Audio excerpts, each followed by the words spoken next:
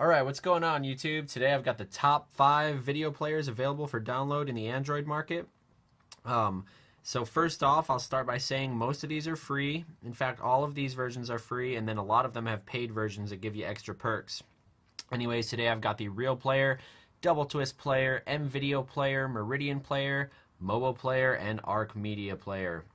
Some of these are full suites, including picture viewing and music playing, but today we're just going to focus on their movie playing abilities. So, without further ado, let's start off with Real Player. As you can see, we have our playlists, artists, albums, genres, and songs. This is all for music. And we've got our photo viewer, and we have our videos viewer. Now, the problem with Real Player is that it does not view all file types. You have to have your file type association with your phone. So I just have a 10-second video recorded with my phone, that I'll play. As you can see here, it's simply just a video of me recording my Keurig coffee maker. Hooray. One thing I do like is you can search through your entire library with this key right here. Also, when you go to videos, go back. You have the option of opening a URL. You can stream video right from a URL. So if you were to enter a YouTube channel or a YouTube video, or a Vimeo video, anything like that, right into the URL, you can stream it from there. Your other settings include resume music and customer improvement mode. Basically, this is just a beta of Real Player. There aren't too many things going on, not too many settings you can fool with. That's fine by me. This is just a bare bones player. It's going to get the job done for you. So we will go back home, check out our Double Twist player. Now this is one of the top downloaded ones in the market because you can use this to stream music directly from your computer, sort of as a VLC suite. Anyways, we have our music, our videos, and our settings. You can lock to portrait. You can change your device name, have our player settings. AirSync is your wireless Mac and PC syncing. The AirTwist and AirPlay is the Xbox, PS3, Apple, and TV streaming. And our podcasts, we can reset Double Twist, send log files, all this good stuff on settings. Anyways, we'll go to our videos and view our 10-second video in this. We'll flip her over. See, most of these have been landscape viewing so far, not a lot of portrait viewing. Anyways, that's basically the Double Twist player as far as movies go. We will go back and check out our M-Video player. We have our changelog here, bug fixes, fixed video list, all sorts of stuff there. You can see we have an ad here because this is the free version. Anyways, the M-Video player shows me videos, folders. You can choose folders, but this is the only video I have on my phone right now. You can filter by different things. I'll bring up our settings menu. We can show our sidebar, which is what we just did, but you can scroll right and do that. IMBD search, so you have the entire Internet Movie Database search available at your fingertips.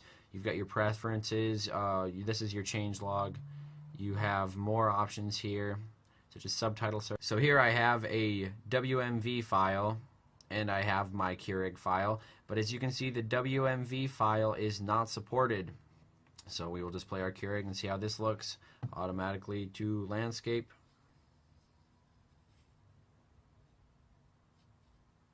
And it seems to play the video just fine. We'll go back. So that's basically our M-Video player. We don't have any playlists. Here are our videos. We will go to Meridian now. Here is our Meridian video player. So as you see, we have Play Queue, which I'm sure is a playlist setting. We have our folders, our videos, our music, our history, and our toolkit. We'll check out our toolkit starting off.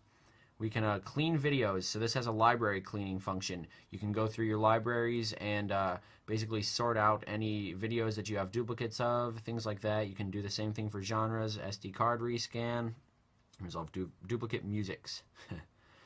Anyways, we don't have anything in our history. We could go through our music, but I'm not going to focus on that. So we will play our video in this. And what I like about this is automatically it does not go to landscape mode, even though I could, and I'd imagine it would put it into full screen. Which it actually doesn't. You can see we still have our soft keys here on my Galaxy Nexus. But the video doesn't close when it's over. It just ends on the last frame. And you have the option of tapping the screen to play it again. So I like those controls. And once again, we watch our movie. Nice. Go back and it said exiting there. We continue to be in the landscape mode. It will show our folders, so we can do folder searches for all of our different things around here. And we don't have anything in our play queue still. So going back onto our next one, we will go to the mobile player. And the mobile player is optimized for phones with faster processors. And if your phone does not have a faster processor, you can download the correct codec to match your performance, your hardware performance, so this runs faster. Anyways, we have our instructions for player interface. Sliding right and left will adjust the play time. Sliding up and down will adjust the brightness. Up and down will adjust the volume. That's left and right. And you can double click the screen to pause and play. Press the menu key to activate the screen lock. Some files play failed. Try long press on the files icon. So that's nice. I'll pass. You can scan your SD card, use intelligent scanning or directory browsing, and I will scan SD card.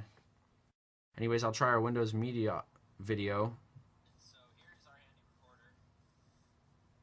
And it's playing a little slowly. This is just a review I've done in the past for a handy recorder. It is playing a little slower. As you can see, the hand motions and everything on the video are pretty slow, but this is probably a 500 megabyte file. So I'll try some of our gestures. We can reduce our brightness just by scrolling down on the screen, which is nice. Our volume. Oh, that's our volume. Pause and play. And I'll use my soft keys to get back. And we'll test out our Keurig video. Whoops. And I'll turn the brightness down for this. So these are some intuitive gestures incorporated into this video player. Whoops. And I'll try a gesture support for the Keurig video once again, where you can jump to our different frames just by scrolling across, even though this is only a 9-second video, mind you. Our brightness. Anyways, we can go back, check out our settings for the mobile player. Looks like my menu key is not going to, bring it up. We can go back, and it looks like it just brings up this little dock bar of sorts here, so we can go, and I'm assuming this is a file directory. We can actually assign our media directory ourselves instead of having it scan and bring up all those miscellaneous music files that weren't needed. Here we have the option of sorting by file path, file name, format. Whoops. We can play, which I imagine is just going to bring us back to our video. Re-queue the video. Actually, that would be rescan. And then here are our other settings. We have our background, playlist settings, streaming, helping, and then just the regular settings, about, media thumbnails, gesture sensitivity, screen lock settings, volume key settings, so you can choose to play next video or song by just holding the volume key. Bunch of stuff like that. Update frequency, update when Wi-Fi is enabled, check for new version. So that was our mobile player. We have our different views like this, and we have some nice scrolling interface like that. Very nice. I will confirm a quit. And we will go to our final Arc Media player. We have an incompatible decoder. This device may not be compatible with the Arc Media decoder.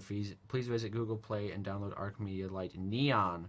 So that's important to know. The Galaxy Nexus, and I'm assuming other Nexus devices, if this one, might not be supported.